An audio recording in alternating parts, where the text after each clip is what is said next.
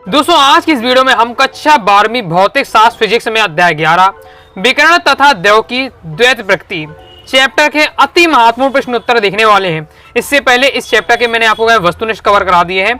Okay, साथ ही इससे पहले अध्याय 1 से लेकर अध्याय 10 तक के important question answer important object बता दिए हैं।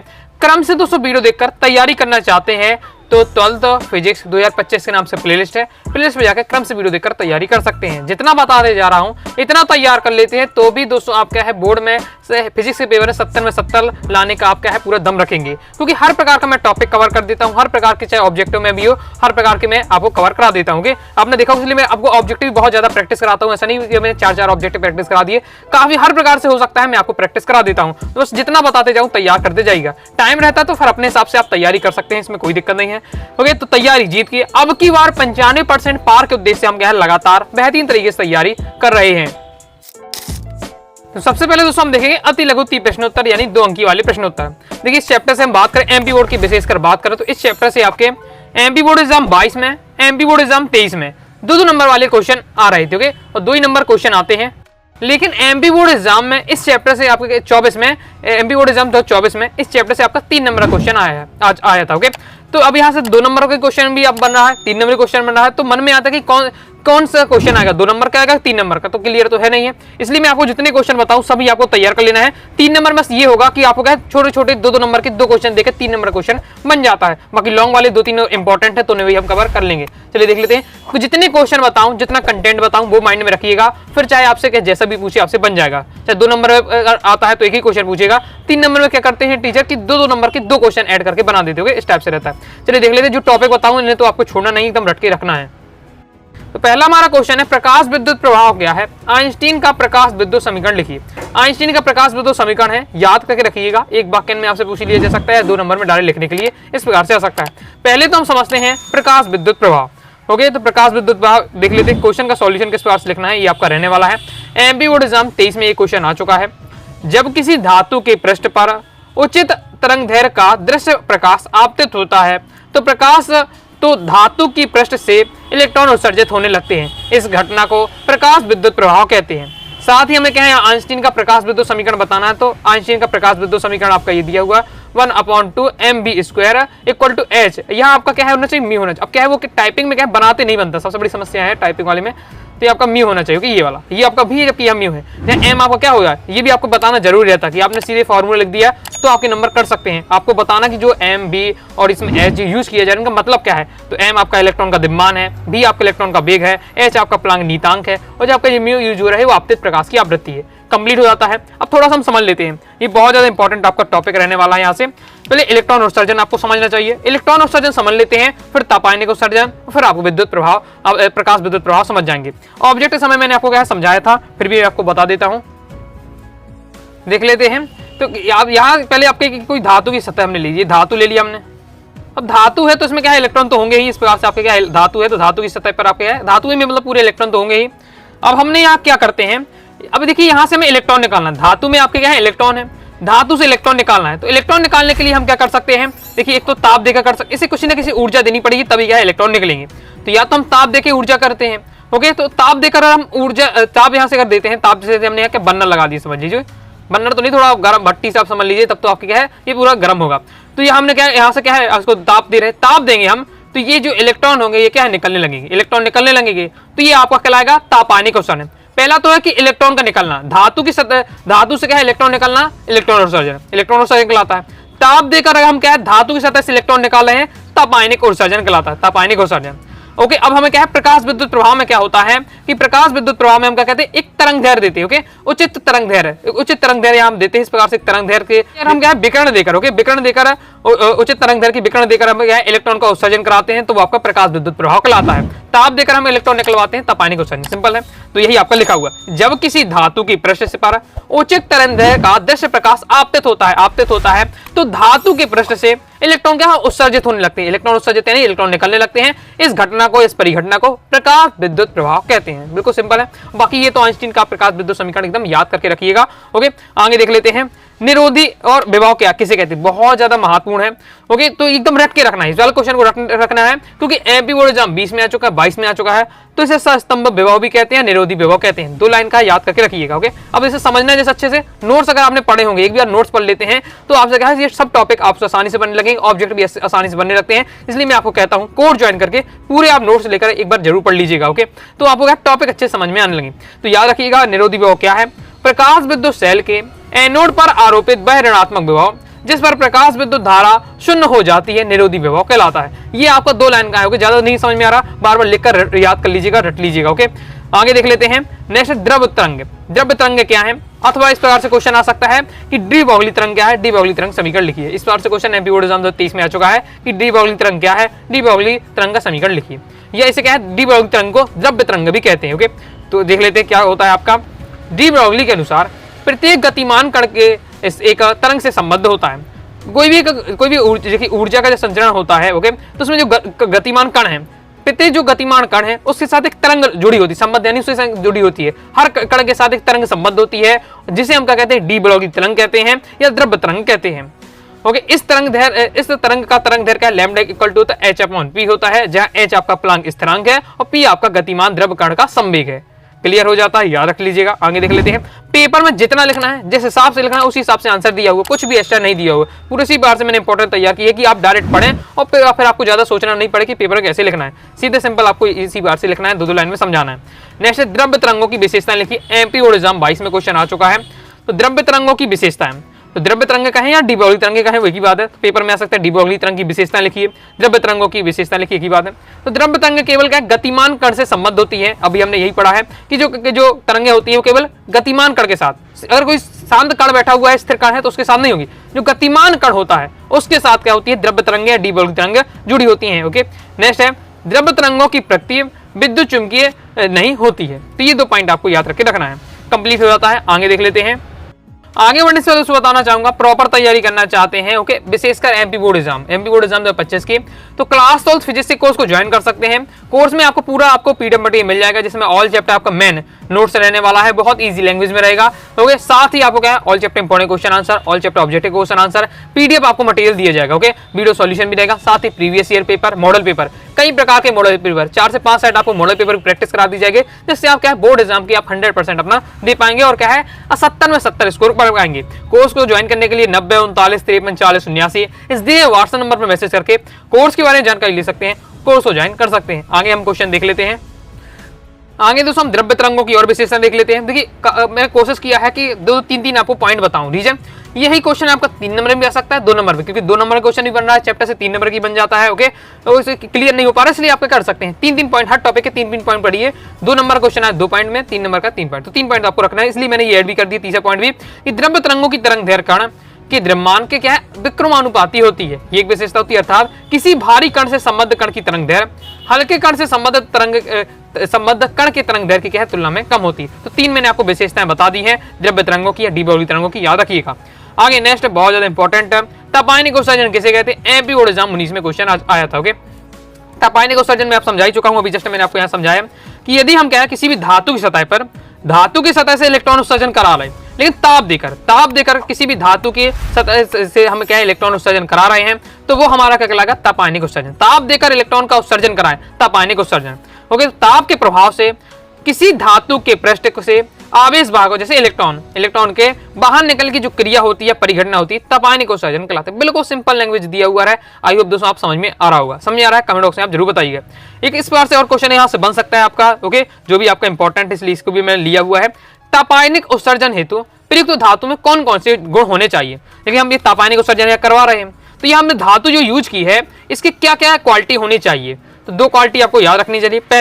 पहले धातु का जो गलनांक है उच्च होना चाहिए। गलनांक ऐसा नहीं कि धातु बहुत ज्यादा पतली है कि तुरंत मैंने ताप दिया, क्योंकि धातु क्या है, इलेक्ट्रॉन उत्सर्जित न करके धातु क्या पिघल जाए, धातु पिघली जाए, इलेक्ट्रॉन उत्सर्जन तो बाद में हो ही ना पाओगे। जब धातु ही पिघल जाएगी, धातु नहीं बचेगी, तो इलेक्ट्रॉन उत्सर्जन क्या होगी।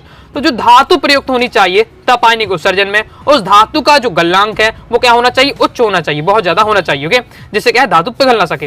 और एक आपका होता है कि धातु का कार्यफलन क्या है, कम हो, धातु का कार्यफलन कम होना चाहिए, ताकि इसे अगर थोड़ा सा भी ताप मिले तुरंत इलेक्ट्रॉन निकलने लगे। ओके, थोड़ा सा भी ताप मिले तुरंत इलेक्ट्रॉन निकलने लगे। अगर ये चाहते हैं तो धातु का जो कार्यफलन क्या होना चाहिए, कम होना चाहिए, ताकि अधिक संख्या में ज्यादा मात्रा में क्या है इलेक्ट्रॉन उत्सर्जन हो। तो बस यही क्या है आपके तापायनिक उत्सर्जन में जो धातु प्रयोग करते हैं उसके गुण होने चाहिए।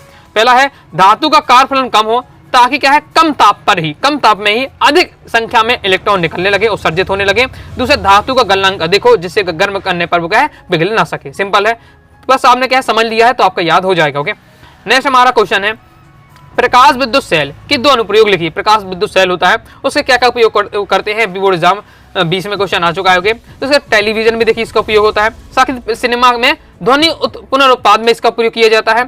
सड़क की जो बत्तियों के स्वचालित स्विच के रूप में भी इसका प्रयोग किया जाता है। आज के समय में जो आप देख रहे हैं सड़क के किनारे जो क्या है लाइटें लगी रहती है, इसी का इसमें बहुत ज्यादा उपयोग होता है। कि आपने देखा होगा शाम जब होती है ओके तो लाइटें जलने लगती हैं, दिन में क्या है लाइटें बंद होती हैं। अब वहाँ कोई व्यक्ति तो लगा नहीं रहता चालू बंद करने वाला, तो ये सब उसमें ये प्रकाश विद्युत शैली वाली तकनीक का प्रयोग किया जाता है। तो सड़क की बत्तियों को स्वचालित स्विच के रूप में इसका प्रयोग किया जाता है। सिंपल है, याद रखिएगा।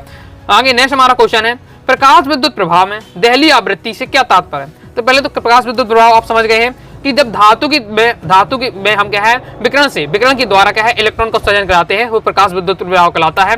ओके, अब विकिरण में जो आपके ऐसा नहीं है कि कोई भी हम क्या है कोई भी विकिरण डाल रहे हैं तो यहाँ से क्या है इलेक्ट्रॉन उत्सर्जित होने लगते हैं। एक उचित आवृत्ति होनी चाहिए, ओके, कि एक न्यूनतम आवृत्ति हो, और उचित आवृत्ति की जब हम क्या है इसमें तरंग दैर्घ्य आपतित कराते हैं तो इलेक्ट्रॉन उत्सर्जन होते हैं। लेकिन इसमें भी कंडीशन है, एक ऐसे कोई ना कोई आवृत्ति होगी, उसकी न्यूनतम आवृत्ति होगी कि जब इतना कम से कम मिले तभी इलेक्ट्रॉन उत्सर्जन होगी। तो जो उस धातु की क्या है जो न्यूनतम आवृत्ति होगी, जो विकिरण की न्यूनतम आवृत्ति होगी जिससे इलेक्ट्रॉन उत्सर्जन होने लगे, तो न्यूनतम आवृत्ति को हम क्या कहते हैं दहली आवृत्ति कहते हैं। ओके, इस प्रकार से कि कम से कम इतनी आवृत्ति वाली तरंग विकिरण मिले या तरंग विकिरण मिले तभी क्या है इलेक्ट्रॉन उत्सर्जन होंगे। तो जो न्यूनतम आवृत्ति है वही क्या है आपकी दहली आवृत्ति है। तो आपतित प्रकाश की वह न्यूनतम आवृत्ति जो किसी पदार्थ से इलेक्ट्रॉन उत्सर्जित कर सके उस पदार्थ की दहली आवृत्ति कहलाती है। मतलब ऐसी जो विकिरण आ रही है उसकी कम से कम इतनी आवृत्ति हो कि वो क्या है इलेक्ट्रॉन उत्सर्जित कर पा रही है, वो दहली आवृत्ति कहलाती है। तो न्यूनतम वाली की बात होती है।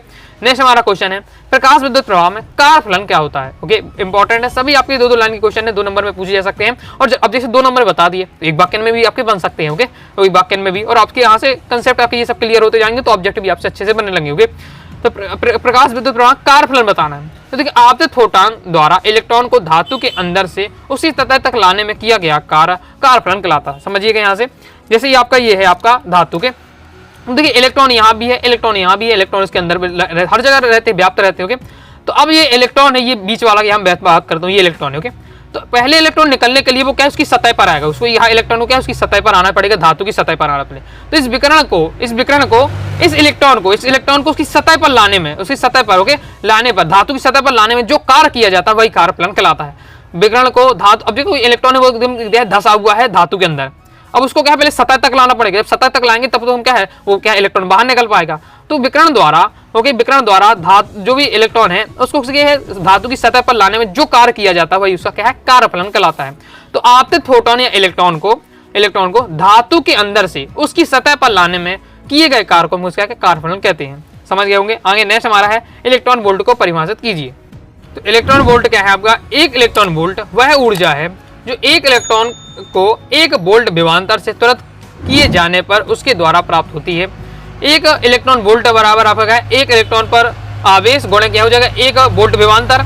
1 इलेक्ट्रॉन पर आवेश कितना होता है 1.6 गुणा 10 की घात -19 कूलम होता है। याद रखिएगा ऑब्जेक्ट के लिए 1 इलेक्ट्रॉन पर आवेश कितना होता है 1.6 गुणा 10 की घात -19 कूलम होता है, और 1 वोल्ट हो जाएगा, गुणा करेंगे वही आपका आ जाएगा। लेकिन जब आपका यहाँ वोल्ट का और यहाँ आपका कूलम का गुणा होगा तो यहाँ जूल आएगा। ओके, तो आपका जो 1 इलेक्ट्रॉन वोल्ट पर कितने जूल होता है तो 1.6 गुणा 10 की घात -19 जूल आपका आंसर हो जाए। तो ये आपको क्या है याद रखना है, इलेक्ट्रॉन वोल्ट वाला भी टॉपिक इंपॉर्टेंट है, इतना तो आपको 2 लाइन में तैयार करके रखना है। ओके, नेक्स्ट फोटॉन किसे कहते हैं। ओके, ये भी आपका इंपॉर्टेंट और सिंपल टॉपिक है, पढ़ते ही आपसे बन जाएगा, इसलिए मैं एक बार कवर कराते ही जा रहा हूँ। फोटॉन किसे कहते हैं। देखिए फोटॉन आपका क्या होता है, तो फोटॉन आपका क्या है कोई भी देखिए प्रकाश स्रोत हो जाता है, ये प्रकाश स्रोत है। ओके, यहाँ से प्रकाश स्रोत चलेंगी इस प्रकार से तरंग आपकी मतलब ऊर्जा हो गई, ऊर्जा का संचरण होगा, ऊर्जा का संचरण होता है। तो ऊर्जा का संचरण के लिए क्या है ऊर्जा जिस प्रकार से हमें दिखती है ओके उसमें क्या होती है, उन्होंने कहा कि जो ऊर्जा का संचरण होता है बंडलों के रूप में होता है। जैसे ऊर्जा का संचरण हो रहा तो यहाँ क्या है, बंडलों के रूप में हो रहा है, वो दिखता नहीं लेकिन वह बंडलों के रूप में ऊर्जा का संचरण होता है। और जो ये बंडल है, ऊर्जा का संचरण तो हो रहा है लेकिन क्या ऊर्जा का संचरण क्या है, ऊर्जा बंडलों के छोटे छोटे बंडलों के रूप में ऊर्जा का संचरण होता है। और ये जो बंडल है वो क्या कहलाते हैं, हमारे फोटोन कहलाते हैं। तो वही यहाँ लिखा हुआ है, फोटोन ऊर्जा का एक बंडल, जिसे क्या क्वांटा भी कहते हैं, फोटोन या क्वांटा भी कह सकते हो। ऊर्जा का एक बंडल या क्वांटा है जो विकिरण के स्रोत से उत्सर्जित होता है, जो विकिरण के क्या है, स्रोत से उत्सर्जित होता है तथा प्रकाश के वेग से सीधी रेखा में क्या है, गमन करता है। इस प्रकार क्वांटम सिद्धांत के अनुसार विकिरण ऊर्जा के छोटे छोटे बंडलों के को क्या है, फोटोन कहते हैं। सिंपल वही मैंने बताया कि जो भी क्या है कि प्रकाश जो स्रोत है, ओके, वहां से जो ऊर्जा निकल रही है, ऊर्जा जो निकलेगी वो क्या छोटे छोटे बंडलों के रूप में निकलेगी। वही छोटे बंडल आपके क्या फोटोन कहलाएंगे। उन्हें क्वांटा भी एक बार कह देते हैं। बस इतना आपको याद रखना है फोटोन के बारे में। कंप्लीट हो जाता है। आगे देख लेते हैं। एक लाइन और आपको याद रखना है कि जो फोटोन का विराम द्रव्यमान होता है, वो फोटोन का विराम द्रव्यमान शून्य होता है। ऑब्जेक्ट में अक्सर पूछ लिया जाता है। आगे देख लेते हैं। ओके, फोटोन की ऊर्जा E इक्वल टू होता है hv या hv को लिखे हैं तो यहाँ हम क्या है लिख सकते हैं, v के स्थान पर क्या लिख सकते हैं, c अपॉन लैम्डा लिख सकते हैं। और फोटोन का संवेग अगर इस प्रकार से कहते हैं तो hv इक्वल टू क्या हो जाएगा, आपका hv अपॉन हो जाएगा c। ओके, ये याद आपको रखना है। कंप्लीट हो जाता है। आगे देख लेते हैं। अब कुछ लॉन्ग वाला, थोड़ा सा लॉन्ग वाले भी है, ओके, जो आपके 3 नंबर में आ सकता है। 3 नंबर से क्वेश्चन बन रहा है तो आपका आ सकता है। अभी आपका क्या है, ये क्वेश्चन आपका मॉडल पेपर में सॉल्यूशन में आपको समझाया था। देख लेते हैं। इंपॉर्टेंट है कि अभी हमने क्या डी ब्रोगली का जो तरंग दैर्घ्य होता है उसका पहले तो आपको सूत्र याद करना है, क्योंकि सीधे आपका लिखने के लिए एक वाक्य में 2 नंबर में आ सकता है, लेकिन 3 नंबर क्वेश्चन आता है तो फिर हमें क्या सिद्ध करके दिखाना है। सीधे लिख कर आएगा, व्युत्पन्न कीजिए, यानी जो डी ब्रोगली तरंग है दैर्घ्य है उसका सूत्र है, उसका व्युत्पन्न कीजिए, उत्पत्ति कीजिए। कैसे करना है एक बात देख लीजिए, बिल्कुल सिंपल है। ओके, थोड़ी 2 बार प्रैक्टिस करिए, लिखिएगा, आपका तैयार हो जाएगा।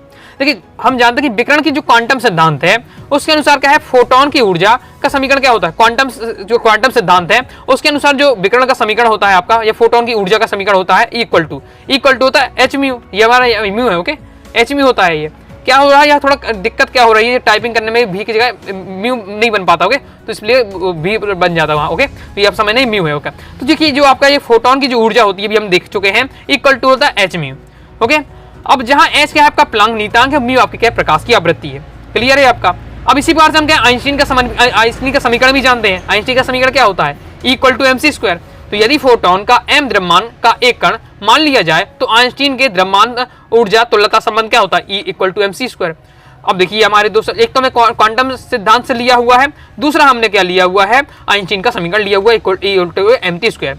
ये समय इक्वेशन 1 दे देना, इसका नाम इक्वेशन 2 देना है। तुलना करते हैं क्योंकि दोनों आपको क्या है, फोटोन की ऊर्जा के दोनों ही आपके क्या है, ऊर्जा के ही आपके फॉर्मूला है। तो जब LHS equal to RHS equal हो जाएगा, समीकरण 1 2 की तुलना करना है। इस वाले इक्वल टू MC स्क्वायर में क्या, C आपका प्रकाश की चाल है। दोनों की हम क्या समीकरण 1 और समीकरण 2 की तुलना कर देते हैं। जब इस साइड E इक्वल टू, तो ये बस आपके इक्वल हो जाएंगे, तो क्या हो जाएगा, MC स्क्वायर इक्वल टू हो जाएगा H म्यू। यहाँ से हम क्या करते हैं, आपका M रहता है, C आपका मल्टीप्लाई में तो क्या है डिवाइड में जाएगा, गुणा में तो भाग में चला जाएगा। सिंपल, यहाँ तक आप समझ गए होंगे। इसके बाद दोस्तों हमने यहाँ क्या किया गया है, म्यू की, म्यू का हम जानते हैं, म्यू का यहाँ क्या वैल्यू रख दी है, क्योंकि C इक्वल टू होता है mu lambda, C equal to होता है म्यू लैम्डा। तो यहाँ में क्या है, म्यू की अगर हम वैल्यू निकालते हैं यहाँ, तो म्यू की अगर हम वैल्यू निकालते हैं तो क्या है, C अपॉन लैम्डा आएगा। तो म्यू की वैल्यू हमने क्या है, C अपॉन लैम्डा रख दी है। ओके, C से आपका क्या एक C चला जाएगा इस टाइप से, तो क्या बचता है आपका M इक्वल टू बचेगा H अपॉन C लैम्डा। यहाँ तक हो जाता है। अब चूंकि फोटोन की प्रकाश की चाल से चलता है, फोटोन का संवेग क्या हो जाएगा, फोटोन का संवेग क्या होता है, P इक्वल टू MC होता है। तो बस अब हमें क्या करना है, P इक्वल टू MC होता है, M की वैल्यू हम पहले निकाल चुके हैं तो M की वैल्यू रख देंगे। क्या समीकरण 4 हमने दिया हुआ है, वैल्यू रख देंगे तो हमारा ही आ जाएगा। और यही हमारा क्या है, यहाँ से हम क्या है, हमें क्या निकालना है, तरंग दैर्घ्य निकालना है। तो तरंग दैर्घ्य लैम्डा, तो यहाँ उसको पक्षांतर कर दो, लैम्डा बराबर हो जाएगा H अपॉन P। तो यही हमारा क्या है, फोटोन की तरंग दैर्घ्य लैम्डा इक्वल टू होता है H अपॉन P। यही हमारा क्या डी ब्रोगली तरंग दैर्घ्य का सूत्र हो जाता है। यही क्या डी ब्रोगली तरंग दैर्घ्य का सूत्र है। सिंपल है, तैयार कर लीजिए। इतना आपको इस प्रकार से करना है। सिंपल है, 2 इक्वेशन आप लिखिए क्वांटम सिद्धांत के अनुसार, दूसरा आपका है आइंस्टीन के समीकरण का तुलना कर दीजिए, और फिर आपको बस ये थोड़ा 1 2 पॉइंट आपको पता क्लियर होंगे, आपसे तुरंत बन जाएगा, क्लियर हो जाता। आगे देख लेते हैं। आगे नेक्स्ट हमारा क्वेश्चन है, फोटोन की 3 विशेषताएं लिखिए। फोटोन की 3 विशेषताएं MP बोर्ड एग्जाम 2024 में आ चुका है। तो पहले तो मैंने फोटोन आपको समझा दिया है। ओके, तो बस आपको उसमें उसी से अनुसार आपको विशेषताएं बता देनी। पहले सभी फोटोन निर्वात में एक ही चाल से क्या गमन करते हैं। ओके, एक ही चाल से क्या है, जितने भी फोटोन होते हैं एक ही चाल से गमन करते हैं, साथ ही एक ही दिशा में गमन करते हैं। ओके, फोटोन जो होता है वो उदासीन होता है, याद रखिएगा। फोटोन क्या होता है, उदासीन होता है। उसमें विद्युत क्षेत्र और चुंबकीय क्षेत्र का क्या है, कोई प्रभाव नहीं पड़ता, यानी विक्षेपण नहीं होता है ये, नहीं विद्युत क्षेत्र में नहीं चुंबकीय क्षेत्र में, क्योंकि यह फोटोन क्या है, यहाँ उदासीन है। जैसे फोटोन की जो ऊर्जा होती है इलेक्ट्रॉन वोल्ट में प्रदर्शित होती है। और फोटोन का भी हमने इससे जस्ट पहले अभी आपको क्या डी ब्रोगली का तरंग समझाते पहले ही बता चुका हूँ कि फोटोन की जो ऊर्जा होती है इक्वल टू क्या होता है, H म्यू होता है। ओके, H म्यू होता है, या म्यू कर लीजिएगा। ओके, तो बस ये इस प्रकार से आपका रहने वाला है। सिंपल हो जाता है, तैयार करके रखना है आपका। एमपी बोर्ड एग्जाम 2024 में क्वेश्चन आ चुका है। नेक्स्ट हमारा क्वेश्चन, लास्ट क्वेश्चन रहने वाला है, प्रकाश विद्युत प्रवाह के 3 नियम लिखिए। प्रकाश विद्युत प्रवाह के 3 नियम में इस प्रकार से क्वेश्चन पूछा जा सकता है, या फिर प्रकाश विद्युत प्रवाह के 3 प्रायोगिक परीक्षण लिखिए। एमपी बोर्ड एग्जाम 2024 में इस प्रकार से क्वेश्चन पूछा जाता है। बात एक ही रहने वाली है। तो प्रकाश विद्युत प्रवाह है, हमने देखा है, उसके नियम क्या क्या होते होंगे, तो इसकी कंडीशन देख सकते हैं क्या क्या होता है कि पहला है, प्रत्येक धातु की सतह पर धातु के संगत एक न्यूनतम आवृत्ति, जिसे हम दहली आवृत्ति कहते हैं, कि विकिरण आपतित होने पर ही फोटोन उत्सर्जित होंगे। यानी क्या बताया जा रहा है कि कोई भी अगर हम क्या है, तो क्या बताया जा रहा है कि धातु हमारी हो जाती है, ओके, तो धातु है हमारी, इस यहाँ से हमें क्या है, इलेक्ट्रॉन को निकालना है। तो इलेक्ट्रॉन तभी निकलेगा जब हम इसमें विकिरण देंगे, ओके, तो विकिरण देंगे धातु तो इलेक्ट्रॉन निकलने लगेंगे। लेकिन ऐसा नहीं कि हम क्या है, कोई भी विकिरण दे इलेक्ट्रॉन निकलने लगे। एक क्या होनी चाहिए, एक न्यूनतम आवृत्ति, कम से कम इतना तो मिले शक्ति जब ये आपके इलेक्ट्रॉन निकल सके। तो जो न्यूनतम आवृत्ति है वही आपकी क्या दहली, आपकी क्या कहलाती है, दहली आवृत्ति कहलाती, मैं समझा चुका हूँ। तो ये बताया जा रहा है कि कोई भी इलेक्ट्रॉन धातु से तभी निकलेगा जब एक निश्चित, जब यह न्यूनतम यहाँ आवृत्ति कम से कम दी जाएगी, यानी दहली आवृत्ति दी जाएगी, तभी इलेक्ट्रॉन निकलेगा। ये कंडीशन बताई जा रही है। दूसरा हमारा, उत्सर्जित इलेक्ट्रॉनों की अधिकतम गतिज ऊर्जा आपतित विकिरण की आवृत्ति के क्या होती है, अनुक्रमानुपाती होती है। पॉइंट ये अच्छे से याद रखिएगा, क्योंकि ऑब्जेक्ट में यहीं से आपका यहाँ से क्वेश्चन अक्सर बनता है। ऑब्जेक्ट समय मैंने आपको समझाया भी था, ओके, बताया भी था।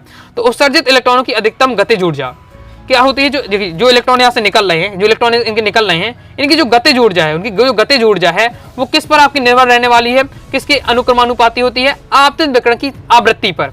यानी जितनी ज्यादा आवृत्ति वाली आप यहाँ देंगे विकिरण, उसकी जो इलेक्ट्रॉन उतनी ज्यादा गतिज ऊर्जा में निकलेंगे। तो यानी इलेक्ट्रॉन निकलने की जो गतिज ऊर्जा, इलेक्ट्रॉन की जो गतिज ऊर्जा है वो क्या है, जो आपतित विकिरण है उसकी आवृत्ति पर आपके क्या है, डिपेंड है, ओके, इस प्रकार से। तीसरा वाला पॉइंट है, उत्सर्जित इलेक्ट्रॉनों की संख्या आपतित विकिरण की तीव्रता के अनुक्रमानुपाती होती है। अब जहां से जो इलेक्ट्रॉन निकल रहे हैं, कितने ज्यादा इलेक्ट्रॉन निकलेंगे, यानी इलेक्ट्रॉनों की संख्या किस पर डिपेंड है, विकिरण की तीव्रता पर। जितनी ज्यादा तीव्रता आप यहाँ बढ़ाते जाएंगे, विकिरण की जितनी ज्यादा आप तीव्रता देंगे, इलेक्ट्रॉनों की संख्या क्या उतनी ज्यादा निकलेंगी। तीव्रता बढ़ाएंगे तो इलेक्ट्रॉनों की संख्या बढ़ती जाएगी। तो ये बताया अनुक्रमानुपाती, यानी इसके हम इस एरिया को बढ़ाते तो इस एरिया को बढ़ेंगे। यानी हम जो आपतित विकिरण है इसकी हम तीव्रता बढ़ाते जाएंगे तो इलेक्ट्रॉन निकलने की जो संख्या है वो भी बढ़ती जाएगी। ये तीसरा पॉइंट है। नेक्स्ट है आपका, धातु की सतह पर विकिरण आपतित होते ही इससे इलेक्ट्रॉन उत्सर्जित होने लगते हैं। सिंपल ये बताया जा रहा है कि जैसे ही हमने यहाँ विकिरण आपतित की, नहीं कि यहाँ इलेक्ट्रॉन निकलने लगे, तुरंत यहाँ क्या है, सतह पर विकिरण पड़ी और तुरंत क्या है, इलेक्ट्रॉन निकलने लगे। मतलब इतना कम समय लगता है कि तुरंत काम होने लगता है। यहाँ जैसे ही विकिरण पड़ी तुरंत इलेक्ट्रॉन निकलने लगे, मतलब बहुत ज्यादा कम इनके बीच में आपका अंतर रहता है। तो ये बताया जाए कि धातु की सतह पर जैसे विकिरण आपतित होती है तो तुरंत ही क्या है, इलेक्ट्रॉन उत्सर्जित होने लगते हैं, ओके। मतलब जो समय लगता है बिल्कुल नाम मात्र, लगता ही नहीं है, देखने में क्या है, तुरंत लगता है कि जैसे ही हमने क्या है धातु की सतह पर विकिरण आपतित कराते हैं तुरंत इलेक्ट्रॉन क्या है, उत्सर्जित होने लगती है। तो ये 4 पॉइंट है, तो उनको अच्छे से समझ कर याद रखिएगा। यहाँ से आपका क्वेश्चन तो इस प्रकार से बनना है, इसका नियम पूछा जा सकता है प्रकाश विद्युत प्रभाव के, या 3 प्रायोगिक परीक्षण इस प्रकार से पूछा जा सकता है, या फिर आपको क्या है ऑब्जेक्ट में, तो यहाँ से आपके बन सकता है कि उत्सर्जित इलेक्ट्रॉनों की संख्या विकिरण की किस के अनुक्रमानुपाती होती है, तो तीव्रता के अनुक्रमानुपाती होती है। इस प्रकार से ऑब्जेक्ट बन जाता है। तो इस प्रकार से टॉपिक इस चैप्टर से आपके जितने भी इंपॉर्टेंट थे सब कवर करा दिए। मेरे अकॉर्डिंग इससे बाहर नहीं जाने वाला है, ओके। बाकी एक न्यूमेरिकल हो सकते हैं कुछ और, तो हम न्यूमेरिकल वाले अलग से हम देखेंगे, ओके। हाँ, तो मैंने जो थ्योरी वाले क्वेश्चन है वो सब कवर किए हैं, बल्कि थ्योरी वाले इतने क्वेश्चन आता कहीं से मेरे अनुसार आना चाहिए, क्योंकि हर प्रकार का टॉपिक यहाँ मैंने कवर कर दिया है। ओके, तो दोस्तों कमेंट बॉक्स में जरूर मुझे बता दीजिए कि मैंने जो आपके क्वेश्चन आंसर समझाए हैं समझ में आया कि नहीं आया, और नहीं समझ में आया तो कौन सा क्वेश्चन या कौन सा टॉपिक समझ में नहीं आया है, कमेंट बॉक्स में एक बार जरूर बता दीजिएगा, ओके। इससे मुझे मोटिवेट मिलता है, वास्तव में जो मैं समझाने का प्रयास कर रहा हूँ आपको समझ में आ रहा कि नहीं आ रहा, ओके। बाकी प्रॉपर तैयारी करना चाहते हैं, पूरा नोट्स PDF मटेरियल लेना चाहते हैं, 9039534089 आपके व्हाट्सएप मैसेज करके ले सकते हैं। बहुत ज्यादा ईजी पढ़ाई हो जाती है जब मटेरियल रहेगा, ओके। अगर आपके अंदर चाहत है और आपके पास मटेरियल है तो दोनों आप यहाँ अच्छे से तैयारी कर पाएंगे, ओके। तो आप वीडियो पसंद है वीडियो लाइक करके सब्सक्राइब भी कर दीजिएगा, साथ ही टेलीग्राम चैनल और अपने व्हाट्सएप चैनल को ज्वाइन कर लीजिएगा। कोई दोस्तों डाउट रहा है कमेंट बॉक्स में जरूर पूछिएगा। मिलते हैं नेक्स्ट वीडियो में, तब तक के लिए बाय बाय।